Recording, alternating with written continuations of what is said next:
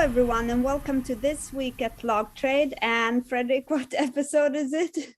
It's number 9. It's only one left before Christmas or the holidays. And today we actually have a new special guest. So I will let him introduce himself. By the way, Waqas, you mostly worked with Fredrik and the team, and I've heard so much about you.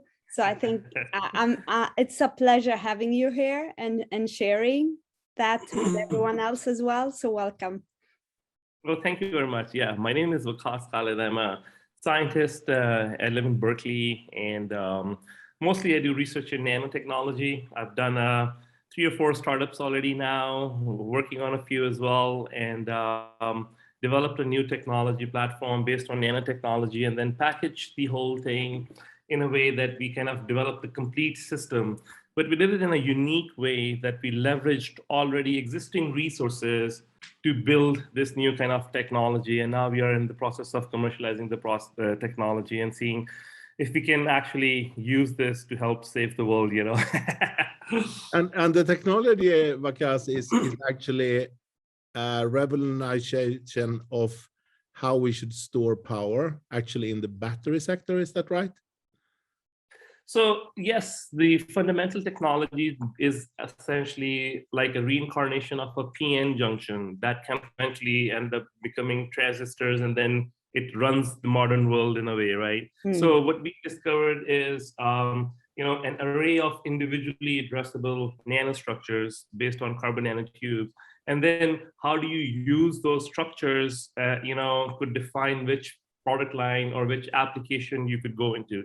So the devices could be used for energy storage in one application. They could be used for biosensing in another application. They could be used for, making new electronics in another application. There's an array of applications. So it has been an interesting journey on how do you steer your path with a technology that has so many applications, because conventional VCs are used to one application only, and they just fund it, and then a couple of years later either sell it or exit, and then that's their model. They're not kind of really equipped with handling this kind of platform technology with so many applications. And so we've been going through this process over the last 10 years, I guess. And it started in Sweden, by the way. So yeah, really, I just go on, Sara. Go on, Sara. No, that is really interesting. And a bird whispered in my ear that you have experience of working in Sweden, working in US right now, but also working in Saudi Arabia. Is that correct? Yes, actually, I've had a extremely interesting journey in life about that. Fredrik, why don't you finish your thought, and then I'll tell the story of how I ended up here. No, just bring her the path into the what you actually are doing here is you are taking from my perspective, the energy storage and usage consumption into the level of chip technology. Everybody's talking about the chip technology right now because no one gets it. So everybody's on that path. And right now you're moving away from lithium and all this technology. We see that there's quite big structures and putting it down to actually store our energy and use our energy in a fast speed on the same level as we did with the data.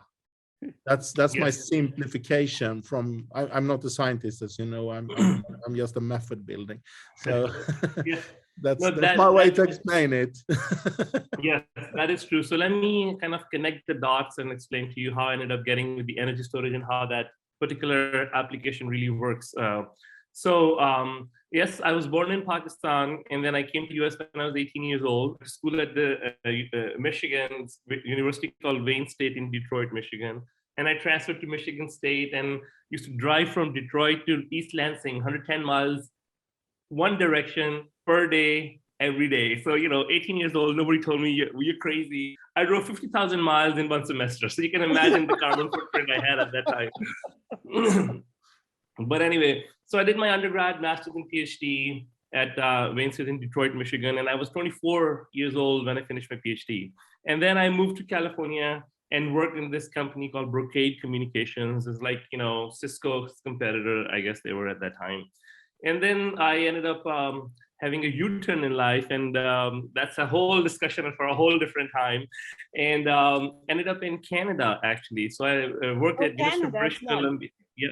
Yep, I worked at University of British Columbia in Vancouver, Canada for like a year. And from there, I ended up getting a job as a scientist at KAUST in Saudi Arabia. They've spent $20 billion and made this state-of-the-art university with the best equipment in the world. So I ended up going to Saudi Arabia from there. But the problem in Saudi Arabia was that it was a new university. I was 25 years old. I was like, oh, you know, there were challenges that I was not willing to kind of go through for the rest of my life there eventually, I guess. So I ended up leaving Saudi Arabia and went to Sweden, actually. So from 50 degrees centigrade to minus 50 degrees Fahrenheit, literally after a flight. But besides from that, just like moving from Saudi Arabia to Sweden, that must have been a big change, right? Well, it was, right? That's what I'm saying. It was just like two different worlds in a way, right? But I guess I lived in the US. So for me, it was not like, and I kind of, you know, was raised in Pakistan when I was, till I was 18, I guess. So I kind of understood the dynamics, and it was just too much politics and too many things that I was not used to while I was in Saudi Arabia. And I was like, I cannot live here. So I met Bengt Norden, who is the chairman of the Nobel Prize Committee in Chemistry while I was in KAUST and in Saudi Arabia. And, you know, I gave him a tour of the lab. I had no idea who he was. And then he gave me his card and he said, oh, I'm the chairman of the Nobel Prize Committee in Chemistry. But how often in your life do you meet somebody who can do that for you? And I looked at the card, I was like, are you serious? Is this a joke? And then I was like, whoa, this is really cool. But Bengt liked what I was doing. So, you know, I kind of went to Sweden to meet him. And I said, you know, just give me a place to stay and a lab to work in for 2 months. I'm doing this research that I'm interested in. And I need a clean room, working clean room for that. I want to do this here. And then I'll go back to the US. And the bank said, okay, come for 2 months. So I quit a very highly paying job in Saudi Arabia, you know, tax-free and all that good stuff, and moved to Sweden without a job, just to follow my my research path, essentially. And then things worked out in such a way that what I discovered accidentally was so new and novel that nobody in the world has actually ever, you know, showed that stuff before. So it became so interesting that eventually Chalmers hired me, and I ended up staying in Sweden for 16 months. And from there, I came to Berkeley back in 2012 again. And then since then, I've been here. So yeah, there was a time in life I was changing a country every year, which was fantastic. But now you have decided to stay at Berkeley and in the Bay Area with that good weather. Even if I know it's cold this week. You don't know. I'm very happy about that because I couldn't go there, you know. So I'm happy you have this cold week now. It's getting me in a better condition since I have these travel problems due to the COVID. Yeah. That is true.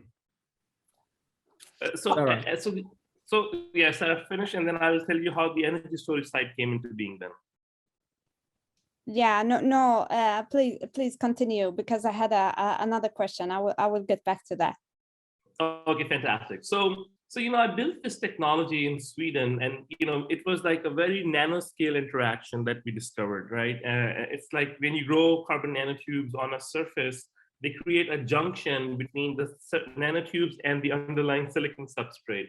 It's like, you know, when you grow a tree, it kind of creates roots and goes into the bottom soil and touches the water if it's, you know, an aquifer underneath. So that kind of connection is created, which was never actually mentioned in any literature beforehand. So while I was in Sweden, we really did a lot of work on understanding that particular interface and interaction. And we got, you know, quite far, but then the problem was that while I was in Sweden, I realized that in Sweden, you will hit a plateau.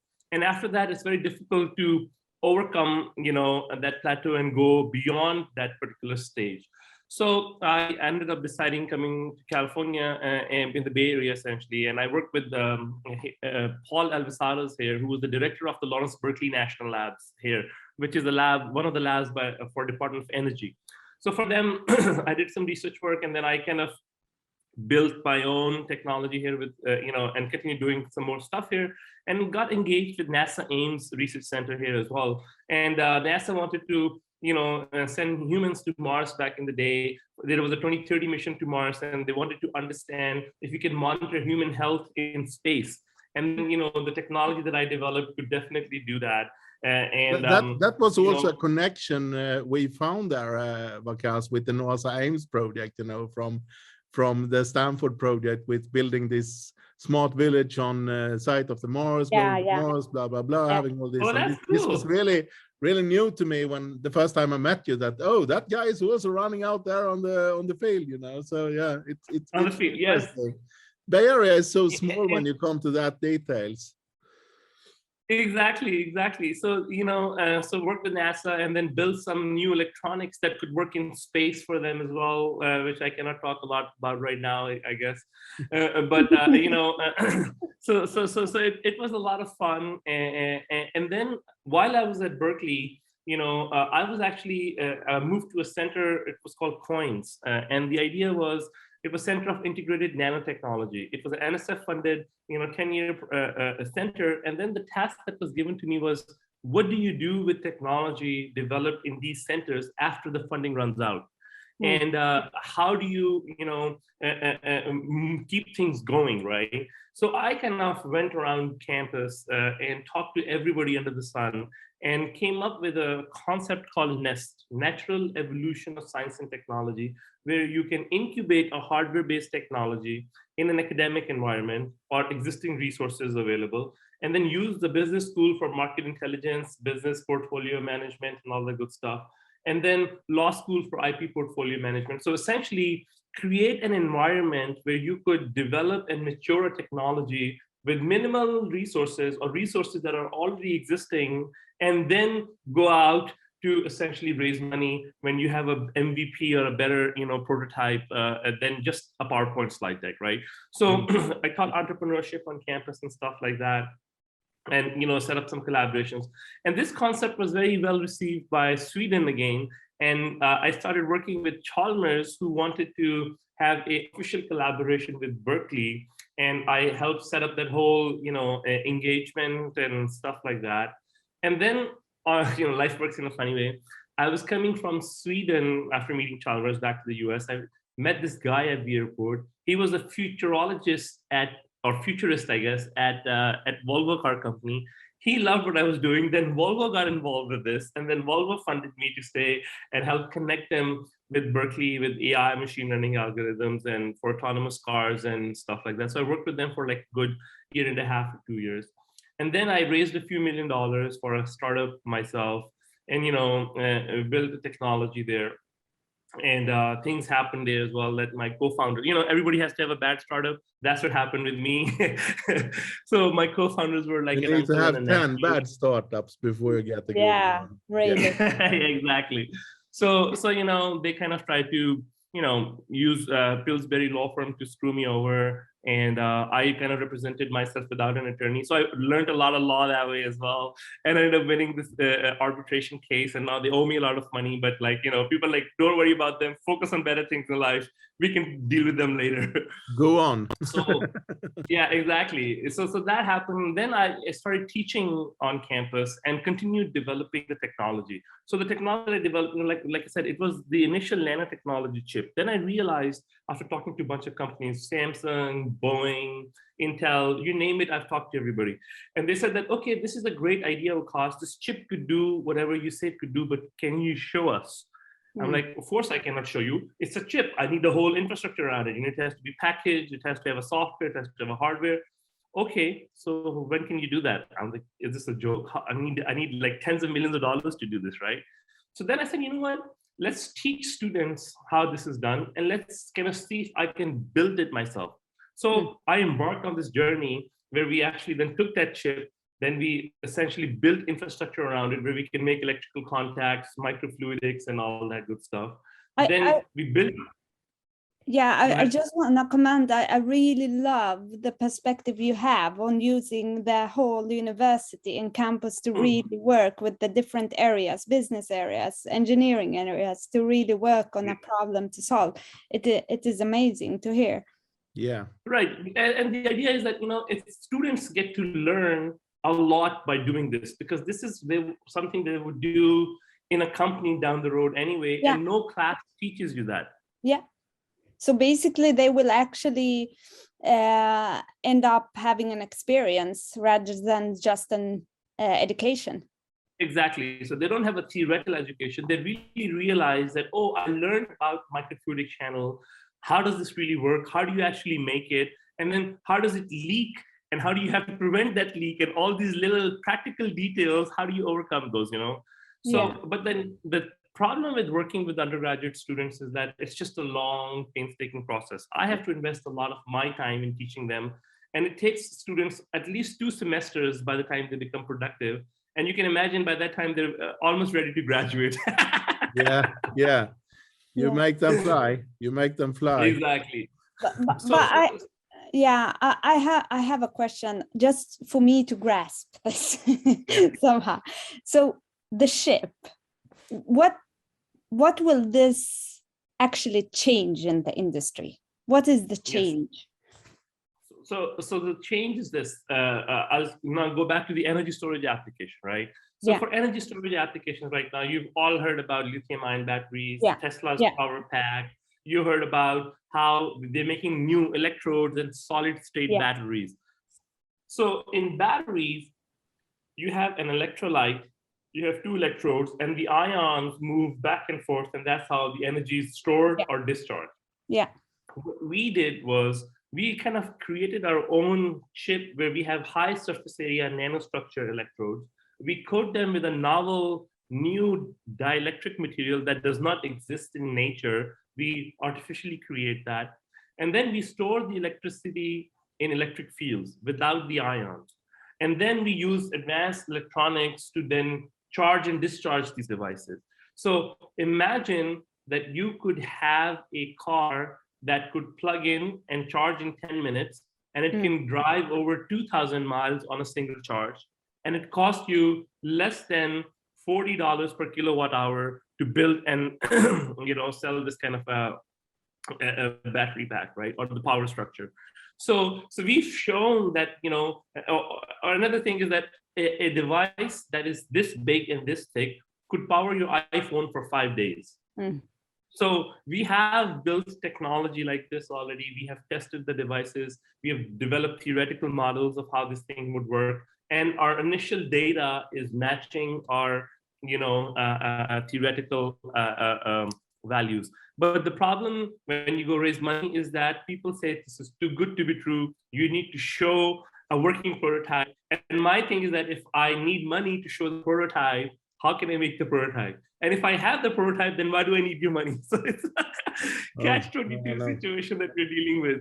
But this is really interesting, and this is really needed, because if we are speaking about that everything will actually be connected, then you need to be able to connect it longer and in a much better way than what we are doing today.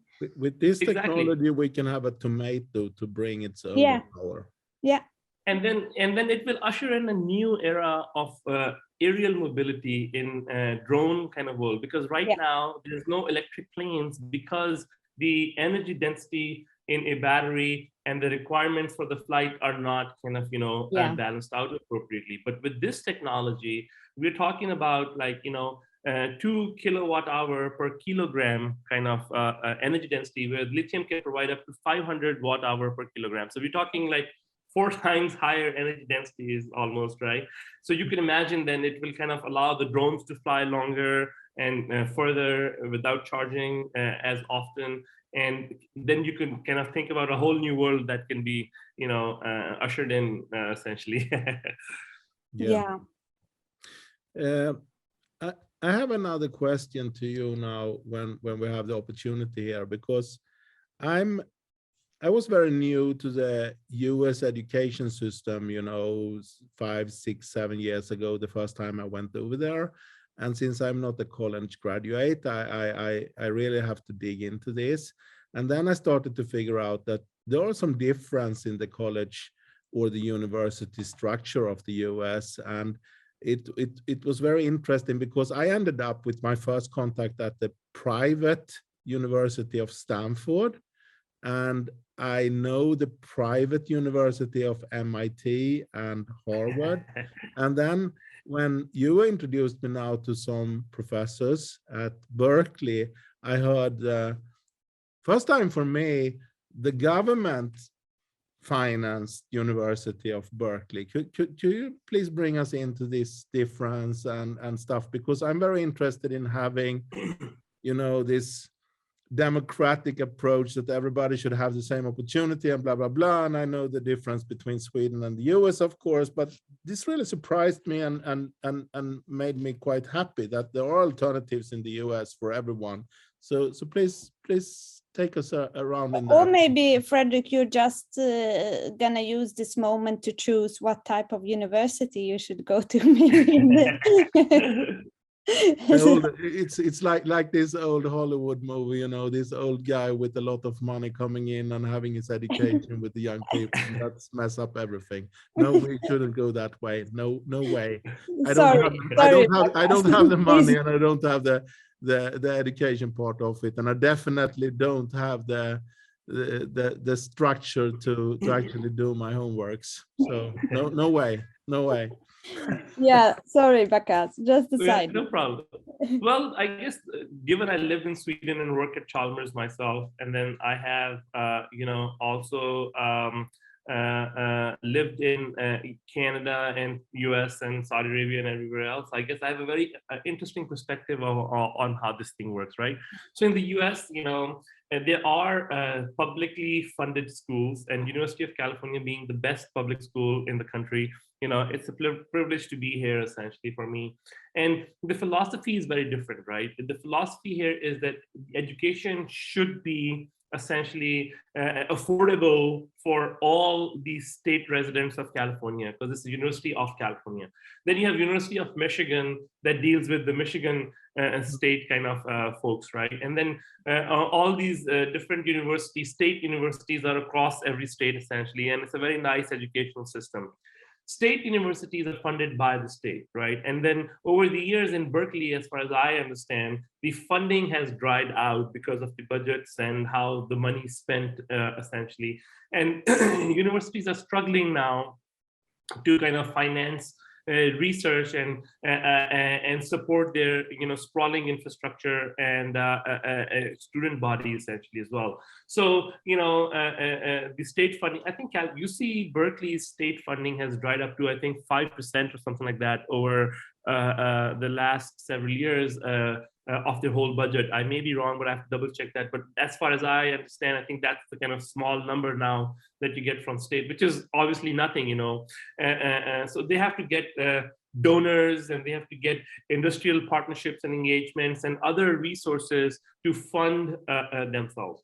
And now, as you can understand, and UC Berkeley system, they have developed a process that where people coming from community colleges, where they get 2 years of education, can get access to UC system directly for finishing their undergraduate degree, which is a great, I think, program that allows less privileged people in the society and first-time college graduates essentially, or people of the immigrant families whose parents are farmers perhaps, and they don't have the education to guide their students, can now go to a higher education institution and get world-class education.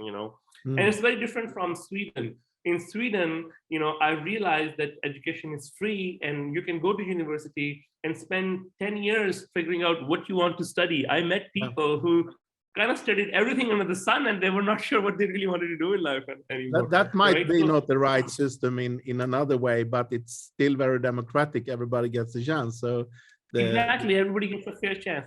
And then you have these private elite schools. So Stanford, for example, as far as I understand, their admission acceptance rate is 0.3% or something, or 3% or something like that, right? So they are very exclusive and very selective in who gets an opportunity to get there. It costs $40,000-$50,000 a year to go to school there, which is extremely expensive compared to $10,000-$20,000 at UC Berkeley, for example. And only the rich and the super smart can afford it. So those universities have a very exclusive club of folks that they can cater to, and that kind of generates, from the very get-go, some equity differences. Given, I know a friend of mine who actually went to Stanford at full scholarship from Pakistan. They do give like a full, scholarship, outright living and, tuition and everything to a very select few. But those are, like, you can imagine, the best students, period. Once in a generational kind of kid shows up, and then obviously, doors open for them as well. Well, those are like the fringe exceptional cases. But other than that, it's extremely difficult to get admission into these kind of institutions. But you can collaborate with them, I guess, or you can, if you have funding or money, you could kind of buy resources there essentially as well. So by the end of the day, the way I see it, education in the US is a big business. And now with the Khan Academy online and all these online courses that are supposed to be free, there's a huge shift in the pedagogical system and in academia on what should be the role of academia in the future. And you can imagine that with pandemic, it has shifted a lot. Before, people had to be in classes, everything has to be done in person. Now, they've realized over the last almost year and a half, 2 years, that you don't really have to be in a classroom to get quality education. Yes, there are challenges for people who don't have access to internet or proper computers and stuff like that. But overall, it has shown that you could get good quality education without being in a classroom online. Yes, students have a depression issue sometime, or anxiety issue, or social interaction deprivation because you don't meet your students and fellow folks. But humans are very ingenuitive, and they figured out a way how to do that through social media or platforms like Zoom and other resources like that. So now I guess you really have to define how academia would look like in the future. And given my background of how you can incubate technologies in an academic environment, rather than publishing papers and saying, I have 700 papers, I have 5,000 papers, I have this many papers. Well, did you actually then see your technology? There's some great technology developed, but they're just shelved, They never see the day of light, because the process of taking the technology from a lab into a commercial application and how it can help save the world is a journey that, only, like we said in the beginning, some crazy people will embark on, right? Otherwise, it's just a lot of work. So this kind of becomes, a philosophy and a culture issue that, how do you handle that kind of private to public school kind of interaction, right? And if you come to Berkeley campus, you'll see people from all walks of life, and you'll feel like, it's a homey situation, everybody belongs here. You could be whoever you want, you could stay there. But if you go to Stanford, you have this elitist air there somehow. And I've heard it from a lot of people that they feel like, oh, it's a bougie place, you got to be careful. It's just like, it gives you that aura that, hey, we are the big dogs. But those universities and campuses around them, even in Sweden, actually, it is a sort of community. Who do you belong to? And in Sweden, we have the same, Chalmers, Lunds University, or Stockholm's. It is almost a little bit of the same, but since US is so big, it becomes in a bigger scale, of course. Yeah, exactly. But I have a question for you that is, I'm wondering, have you seen, because you were probably educating physically in a classroom previously before the pandemic, and then we went lockdowns and you started educating via Zoom. What are the things you have seen has been better, and what are the things that you think is not good? So I'll start with the things that are better in-person teaching. It's like the interaction. You can see the students, they have to physically be there, they interact with each other physically, and then you provide the educational process. And people could be on the phone or they won't pay attention, but at least they're all physically in the same classroom. They have a mindset that this is the hour that I'll be doing this particular thing in this particular location. Okay, and then they have their friends they can meet with, they form groups and stuff, and you can physically have interaction. On the Zoom side of things, the problem was that people would not turn their cameras on because they were like, oh, I'm shy, or I'm not in a place where I could have my camera on, or something like that. And then you're just talking to the screen for an hour and you have no idea if the student's actually sitting on the other side of the computer or not as well, right?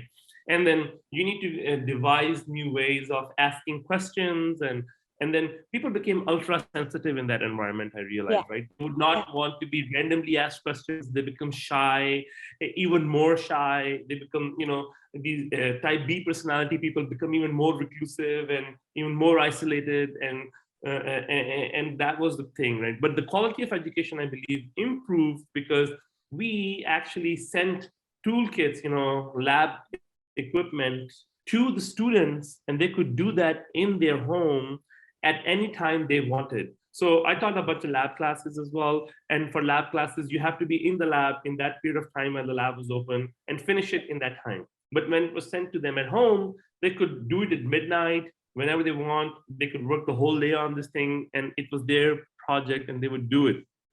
But again, the problem was they had to do it by themselves unless they could Zoom somebody else and have a group that way.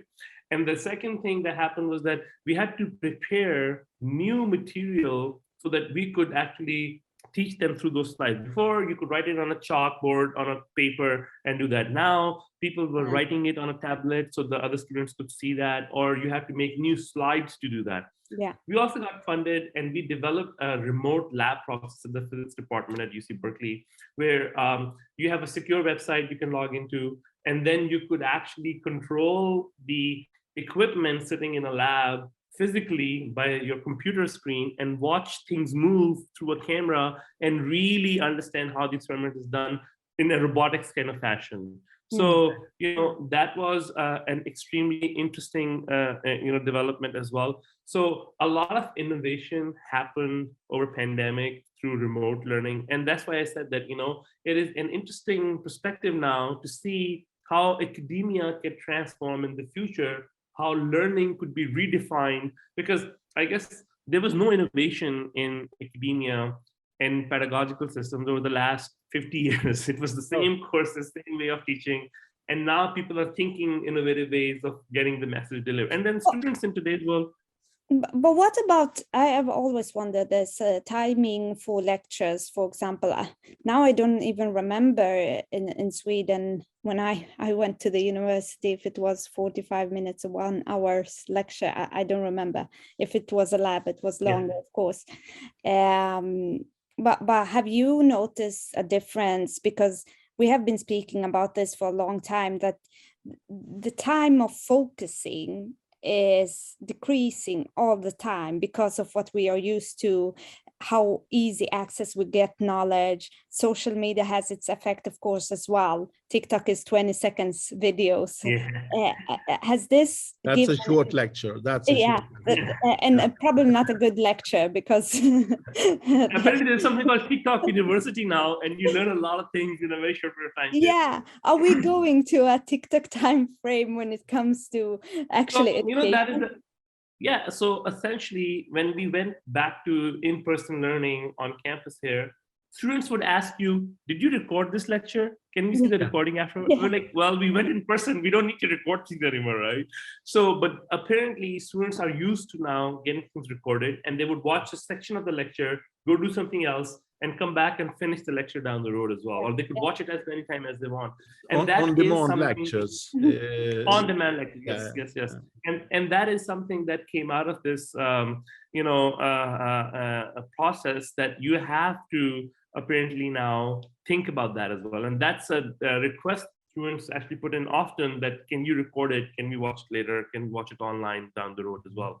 So yes, that is changing. And like I said, the new generation is extremely different than the Gen Zs and Gen Xs and all that good stuff. So we really have to cater.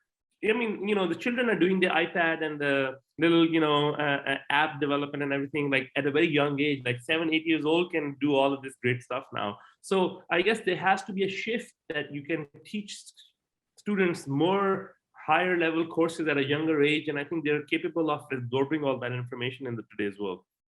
Interesting. Really interesting. It's really, really interesting to have TikTok into the university. Believe it or not, I was informed the other day that there is something called TikTok University, and you can learn all sorts of educational things through that thing, how hacks in life and who knows what, So. Who knows what. So thank you very much for joining us for this podcast, Waqas. Yeah, thank you. Great speaking to you, and great information you gave us from all the perspectives here, and we're really looking forward to keep up the work together we're doing over there. And I say over there because I'm still in Sweden. I'm really longing to come to you now. And soon. You can come now, I guess. Who cares? You can come spend Christmas here, and then I will come. Thank you so much, thank you, everybody. thank you. Thank you so much. Take care. Bye, everyone.